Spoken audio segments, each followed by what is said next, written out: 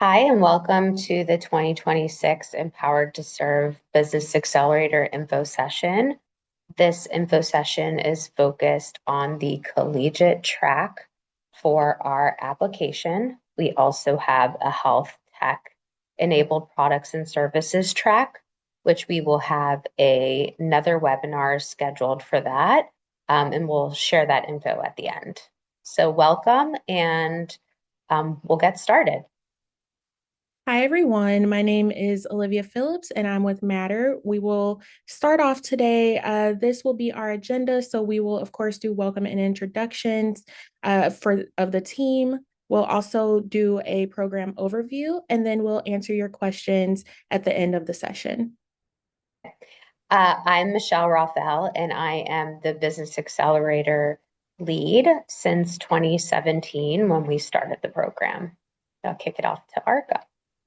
Thank you all for joining us today. My name is Arika Kaysen, and I have the pleasure of serving as our co-lead to Michelle on this exciting work around the Business Accelerator, as well as the National Senior Lead for the Next Gen team at American Heart Association, working around all of our programs, which includes, of course, the Business Accelerator, AHA Scholars, as well as strategic collaborations and work cross-functionally with other teams. So thank you again for being with us today, and hopefully you'll get the information you need to apply for this amazing opportunity. And with that, I'd love to kick it back over to Olivia. Thank you so much. So, my name is Olivia Phillips. I'm the partnerships manager at Matter. For those of you who aren't familiar with Matter, we are a healthcare technology and innovation hub working with the American Heart Association on this amazing accelerator program. I'll also introduce Krista Chambers Price, who unfortunately could not make it today, but she is our Empowered to Serve Business Accelerator program architect and facilitator. So we'd love to start just sharing a little bit about what is the Empowered to Serve Business Accelerator. Well, we are a program that was actually created with you in mind. We are working with founders across the country who are really looking at impacting their communities with real adoptable and scalable businesses or prototypes or concepts that really focus on women's health, nutrition, and nutrition security, as well as other social drivers of health. We, since our inception 9 years ago, have raised over 1.47 million in grant funding. We have trained over 181 social entrepreneurs and organizations. And what's most exciting is that these entrepreneurs and these organizations have gone on to secure 323 million plus in post-accelerator outside investments. We've also had, I believe, one acquisition and one pending acquisition. So again, we are designed for you.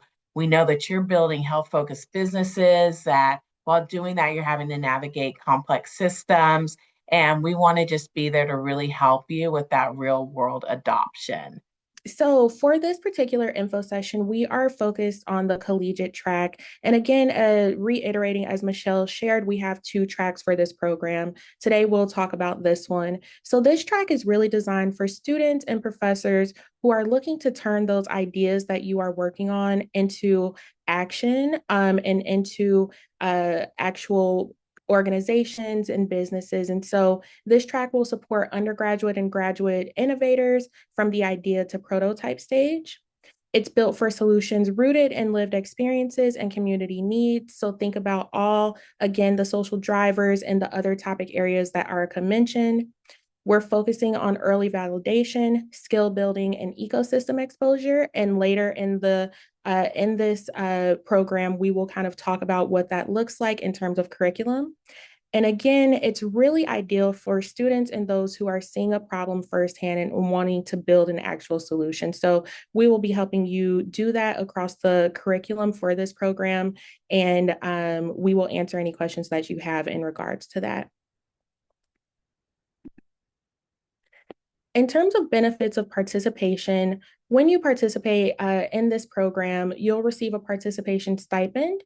You'll have the chance to earn $100,000 for the first place and $50,000 for second place and non-diluted funding. You'll, of course, build on your entrepreneurial and problem-solving skills. You'll validate those ideas through structured feedback and also these sessions that we'll host. And you'll learn really the principles of building a startup and also storytelling for impact. You'll be a part of a cohort of other supportive founders and student innovators that you can really lean on and kind of glean additional insights from as you're building your actual solution. And then one participant from each track, so the health tech enabled products and services track, and also this collegiate track, will have the opportunity to participate in the rapid validation labs. And later in this program, we'll talk a little bit more about that.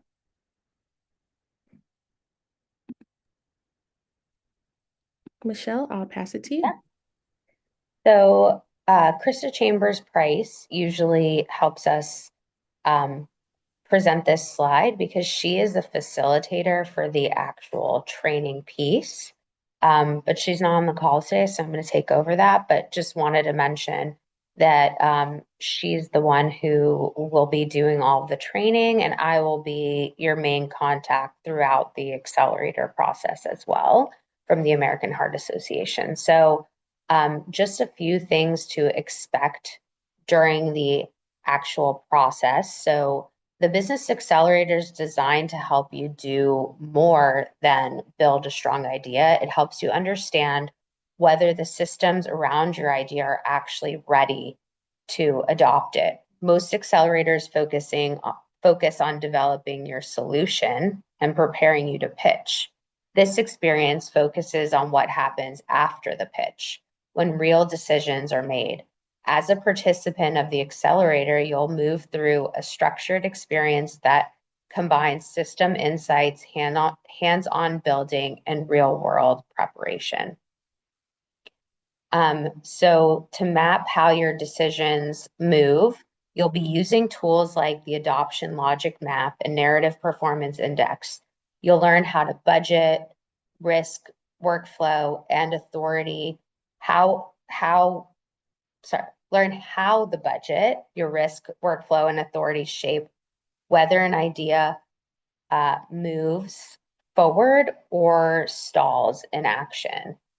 You'll also participate in a 5-day design sprint where you'll rapidly develop and test your idea through a focused sprint, clarifying your purpose, understanding your environment, building a simple model, testing signals with your ecosystem, and making key decisions about how to move forward. You will also be strengthening how you communicate your idea. Through narrative performance, you'll refine how you explain your work to build trust and align it with how institutions make decisions. And you will test how your solutions fit into real-world systems.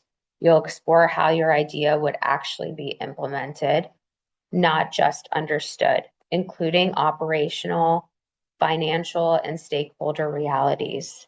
And you'll also prepare for real-world conversations. By the end of the program, you'll be ready to engage with partners, organizations, and decision makers with clarity and confidence. This accelerator is not about perfecting a pitch. It's about preparing you to move your idea forward in the real world. So as you see, it's a very exciting opportunity that is not just cookie cutter and one size fits all, but we are really personalizing the experience to the different types of organizations and businesses that you're building, especially as students. You need this feedback while you're in the adoption phase, and that's really what sets us apart and what we're going to be able to provide you during the accelerator. As we spoke before, there's also grant funding available. So while not everyone will receive the first or second place prize, you will get a stipend for your participation. But there will be $100,000 for the first place, $50,000 for the second. And the funding must go towards health impact. So you need to be able to show during the phase where we'll be working with you to secure the grant you'll have to show your goals that you're setting and then how you'll be spending that towards health impact. So I know there's usually a lot of questions at the end as to how those dollars can be spent. So usually it will not go towards salaries or promotional activations, like, social media and awareness and pamphlets. Um, you won't be buying office equipment or a new coffee machine or funding, a one-off event unless there is real world health impact shown through that event.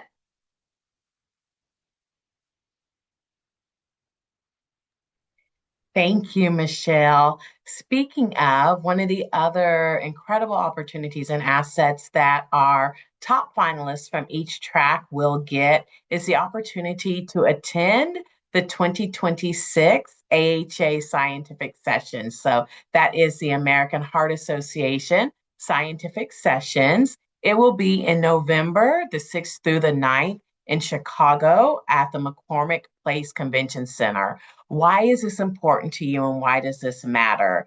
The American Heart Association Scientific Sessions brings together the full spectrum of cardiovascular science, from that foundational science to translational breakthroughs in clinical trials and real world application. So, Scientific Sessions is designed for implementation, which gives you the knowledge you need and can apply in your practice, research, and leadership. So again, the top finalists from each of our tracks, collegiate and health tech enabled products and services, will receive complimentary access to attend this event in Chicago on behalf of the American Heart Association. And now I'm going to kick it back over to Olivia. Olivia? So now that we have kind of dived a little bit more into the program, discussing more about the track, also the curriculum, and some of those areas or things that go along with that, who can apply? So when thinking about this, applicants, of course, must be 18 years or older. You should be the founder of or the CEO of the nonprofit or pre-seed, seed, or Series A startup. Companies must be based in the US. And then innovations, this is kind of that important piece that when Michelle was speaking about health impact, the innovation should have a positive impact on equitable health outcomes in the US.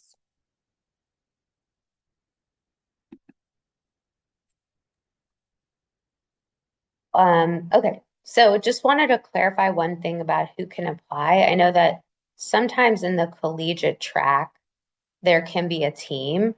So that is totally okay as well if there is a team, and you'll just decide who will be the person who will go through the training. And it should be someone who has the ability to make decisions that doesn't need to go to somebody else to make sure that the decision they're going to be making is okay. So just wanted to make that one point of clarification, which will be different from the health tech track.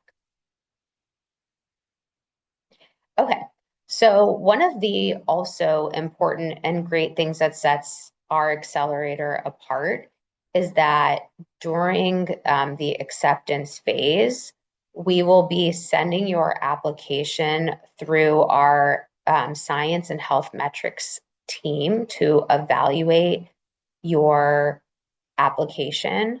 And they will be providing a score that shows the health impact potential, the innovation and viability, as well as the scalability of your program or your business. And that has been invaluable to our applicants because they're able to show that the American Heart Association really gave them a look at their application and their business. And sometimes it also helps founders realize that when they are applying, they may not be hitting certain topics that they should be. And it helps them in future applications to make sure that how they're describing their program or their business is actually in the right way and using the right language.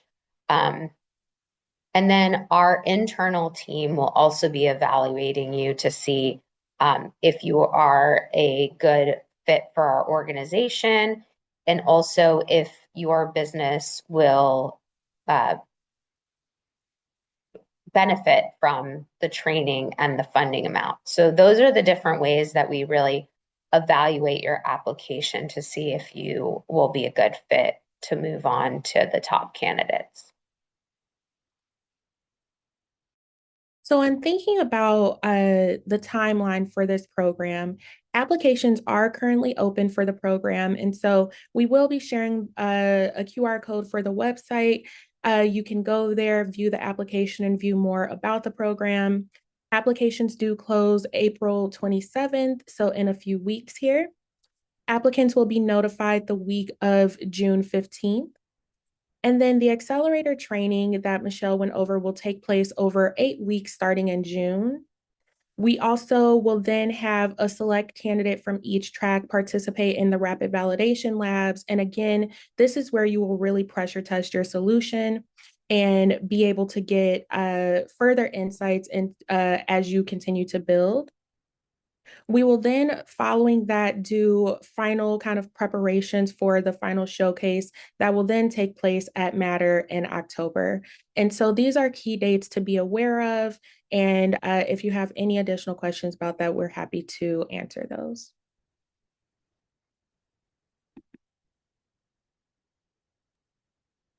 These are just a few of our post-program entrepreneurs on the right side that you'll see have gone through the program and really benefited from going through the program, because after, you'll be a part of an entrepreneurial ecosystem of past candidates, which we have trained over 181. So there are times that a mentor match might be viable and will help you match with someone who might be in your similar industry and has been able to navigate that and help you with that.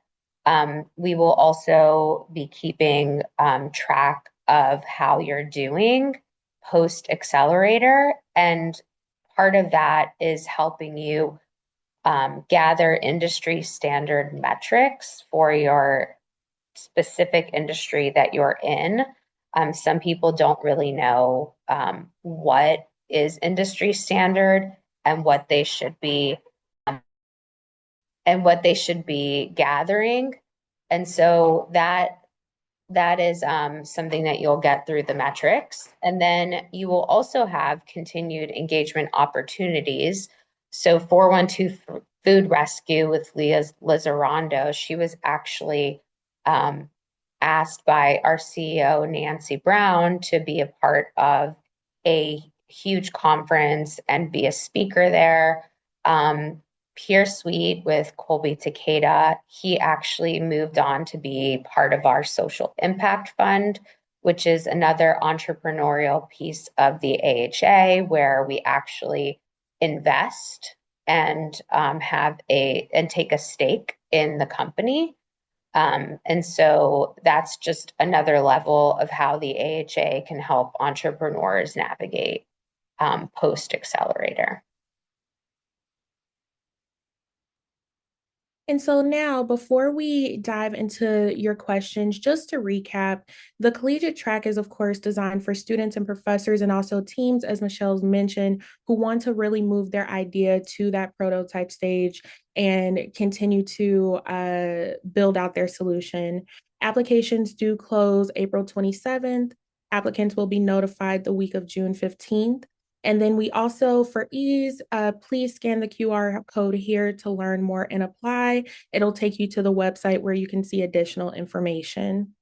And then finally, if you have any questions or concerns, please email nextgen@heart.org and we'll get back to you regarding the program. So now what we'll do is, and please place your questions in the chat and we'll go ahead and read them off and answer them for you. And I will leave this slide up as well as you all continue to scan the QR code. We'll give it about one more minute. And as we're waiting, I think just again, those big call outs, this track is, of course, designed for students and professors like yourselves and teams who are really looking to build on their solutions. So again, as you're thinking about your application, if you have any questions about whether you should or shouldn't apply, just let us know. You can reach out to that email address, but it doesn't look like we have any questions coming in at the moment, which I'm hoping. Oh, here we go. Okay. Does the collegiate track have a preference between pre-incorporation ideas versus incorporated companies? Michelle, can I toss that to you? Yeah, sure. Can you read the question again? Yes. Does the collegiate track have a preference between pre-incorporated ideas versus incorporated companies? So the collegiate track, the reason why we pulled it out separately from the health tech enabled products and services is because we know that um, there may be a different stage. And so we're prepared to provide a different type of training. And so we are fine if you have not incorporated. There just needs to be some sort of business plan where you know what type of business you're going to be, what type of funding model, and from there, we will help you navigate all of the other parts. So you do not need to be incorporated at the time. Thank you. The next question we have, would the collegiate and healthcare founders participate in the same cohort? So you will not. The collegiate track, again, is pulled out separately because we will have a different type of training. Most health tech founders um, have already participated in various accelerators. They already are, a lot of them have seed funding. Some of them are an FDA approval. They're really like on another level in their business where they're really trying to figure out, how can I get more funding? Or how can I, make connections? Or how can I get an insurance company to, fund patients when they're using my product. So we know that that is a very different level than the collegiate track will be more of like that startup idea prototype stage where we will be taking you through from the beginning to the end of, maybe you need help with a name or design or thinking about, should I be B2B? Should I be B2C? Should I be a nonprofit or for profit? You're really at a different stage where you're going to need different training. And so that's really the main reason why we've separated it. So you will have one-on-one from beginning to end type stage rather than just a higher level in the company. Thank you. So in the application, for context, for those who have not viewed it yet, we do ask for a 1 minute video if you so choose to upload one. And someone asked, what do you recommend we include in our 1 minute video? Yeah, so we really recommend that it not be a pre-produced video, something that you've already produced for something else, maybe. We really just want to get to know you as the founder, or if you have a team. Um, we really just want to get to know you and what you're doing and why you're the founder to lead and your personal experience that you've had and just something that we wouldn't be able to get from reading your website or even your application, just a connection point that we can have with you. Great. I will give it a few more minutes to see if any questions trickle in here. And while we wait, just wanted to pull this up. We will have another info session for the health tech enabled products and services track that will be on April 14th. We will be sharing this recording as well, so you'll have the registration link for that. But if you visit the website that was dropped in the chat, you'll also see the registration link there. So just wanted to make sure to call that out as well. And just a part of that, some people have had questions, what if I have the health tech enabled products and services, but I'm a student, which way should I apply? And so the application is actually the same. We just have one little part in the application that asks, are you a student or are you applying to the collegiate track or are you applying to health tech enabled? So I would suggest if you are in the beginning stages that you go into the collegiate track. And if you are a health tech enabled products or services that you are already receiving funding, you're already incorporated, you're maybe, this would be more like we've had a medical student that developed a stethoscope that she was already had a prototype, she was already testing it, she was going through FDA approval. So that one would be better for the health tech stage. But either way, if you are accepted into the accelerator, we'll make sure that you're placed into the right group. So don't let that deter you from completing your application, because even if you're supposed to be in the other group, we'll make sure we can help make that decision during the process. So even if you have a question as to whether you qualify or whether you're a good fit, I would err on the side of just apply, and we will help you work through that process on whether you're a good fit or not. But you can always email us. I believe we had that in the other slide and probably in the chat. Yeah, so nextgen@heart.org, and we usually get back to you really quickly. So, just email us with any questions. If you can't think of any right now, we're always available. We do have one more question in the chat. So it asks, should our idea address heart health specifically, or can it address health challenges more broadly? Great question. So it does not have to be specific around heart health.